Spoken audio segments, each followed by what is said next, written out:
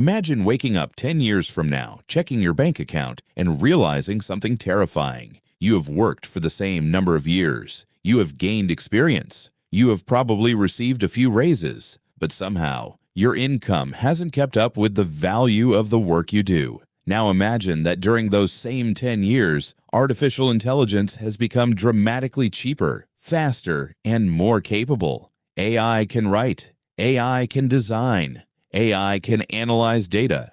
AI can create videos. AI can write software. AI can answer customer questions.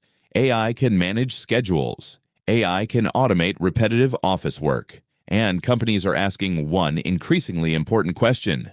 If AI can do this task faster and cheaper, why are we paying someone to do it manually? That question could have a bigger impact on your salary over the next decade than almost anything else. But here's the part that most people get wrong. This isn't simply a story about AI taking everyone's jobs. It's a story about AI changing the value of human work. And depending on what you do, AI could either push your income down or help push it dramatically higher. So today, let's look at the battle between AI and your salary and what you can do now to make sure you don't lose. And stay until the end, because I'll give you a simple framework for figuring out whether your career is becoming more valuable or more replaceable. Let's start with something uncomfortable. Your salary is not determined by how hard you work. It isn't even determined entirely by how intelligent you are. Your salary is largely determined by the economic value of the problems you can solve. Think about it. Two people can work equally hard for 8 hours a day and earn completely different amounts. One person might spend the day doing a repetitive task that thousands of people can perform. Another might spend the day solving a problem that could make a company millions of dollars. The second person's work has greater economic leverage, and AI changes leverage. Before AI, if you wanted to produce 10 times more work, you often needed 10 times more people. 10 writers, 10 analysts, 10 designers, 10 customer service representatives, 10 programmers. But AI can sometimes allow one person to accomplish what previously required an entire team. And that creates a fascinating possibility. The future may not simply be humans versus AI. It could be humans using AI versus humans who don't. That distinction is enormous. Imagine two employees. Both are marketers. Both have 5 years of experience. Both are reasonably talented. Employee A continues doing everything manually, research manually, write manually, analyze manually, create reports manually. Employee B learns how to use AI tools to accelerate research, generate first drafts, analyze customer feedback, automate repetitive tasks, test ideas, and produce more variations. Employee B may suddenly become capable of producing 2, 3, or even 5 times the output. What do you think happens next? The company doesn't necessarily need 5 employees like employee A. It may need 1 or 2 people who can produce the output of 5. And this is where AI becomes connected to your salary, because when your productivity increases, your potential economic value can increase with it. But there is a catch. Your employer doesn't automatically owe you a higher salary just because you discovered a new AI tool. You have to turn that productivity into measurable value. That's why one of the most important skills of the next decade may not simply be knowing AI. It may be knowing how to use AI to solve expensive problems. And here's a powerful question you can ask yourself. If AI became available to my employer tomorrow, which parts of my job would it automate first? Don't avoid the question. Actually write it down. What tasks are repetitive? What tasks follow predictable rules? What tasks involve moving information from one place to another? What tasks involve generating standard reports? What tasks involve basic research? What tasks involve routine communication? Those are the areas where automation pressure may be strongest. But then ask the opposite question. What parts of my job are difficult for AI to replace? Maybe you build relationships. Maybe you negotiate. Maybe you lead people. Maybe you understand customers deeply. Maybe you make high-stakes decisions. Maybe you sell. Maybe you manage unpredictable situations. Maybe people trust you. Maybe you combine technical knowledge with business judgment. Those abilities become extremely important because the future isn't necessarily about being better than AI at everything. It's about becoming valuable in areas where AI alone isn't enough. Let's take a simple example. Imagine you're a graphic designer. AI can generate images incredibly quickly, so you might think, my career is finished. But that's only one possible outcome. A designer who only waits for instructions and produces basic graphics may face enormous pressure. But a designer who understands branding, psychology, marketing, customer behavior, storytelling, and AI-powered production could become far more valuable. Instead of saying, I make images, they can say, I help companies turn ideas into campaigns that generate attention and sales. That's a completely different value proposition, and this applies almost everywhere. If you're a writer, don't just become better at typing words. Learn storytelling, persuasion, research, marketing, and AI-assisted content production. If you're a programmer, don't just memorize syntax. Learn systems, architecture, cybersecurity, product thinking, and how to use AI to build faster. If you're an accountant, don't just process numbers. Learn financial analysis, automation, business strategy, and data interpretation. If you're in customer service, don't just answer questions. Learn customer retention, sales, communication, and how to manage complex cases that automation struggles with. If you're a teacher, don't just deliver information. Learn how to mentor, explain difficult ideas, motivate people, and create personalized learning experiences. The pattern is simple. Move away from tasks. Move toward outcomes. Because companies don't ultimately care that you spent 8 hours typing.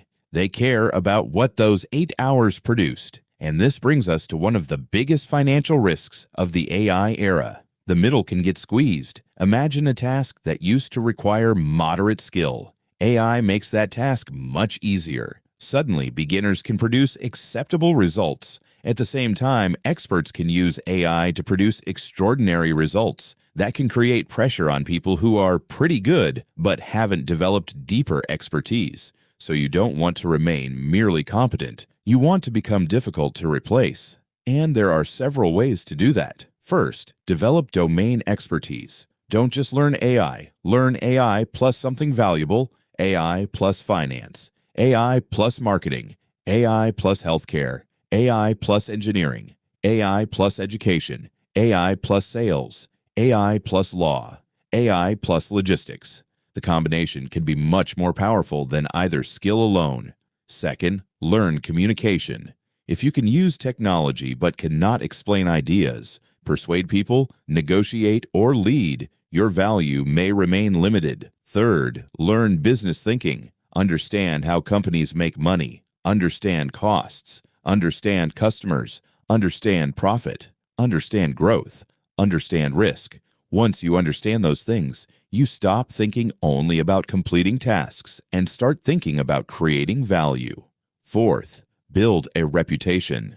Your future income may depend not only on what you can do, but on whether people know you can do it. That means your portfolio, personal brand, network, case studies, and reputation could become increasingly important. And fifth, never stop learning. Because here's the scary part. Your biggest competitor may not be another person. It could be the version of you from 5 years ago, the version that refused to adapt, the version that said, I've always done it this way, the version that assumed experience alone would protect their salary. Experience is valuable, but experience without adaptation can become expensive baggage. Now, let's make this personal. Suppose you're earning $500 a month today. Maybe you think, if I could just get to $700, I'd be okay. Then $1,000, then $1,500. But what if the bigger opportunity isn't simply negotiating a higher salary for the same tasks? What if it's becoming capable of solving problems worth significantly more?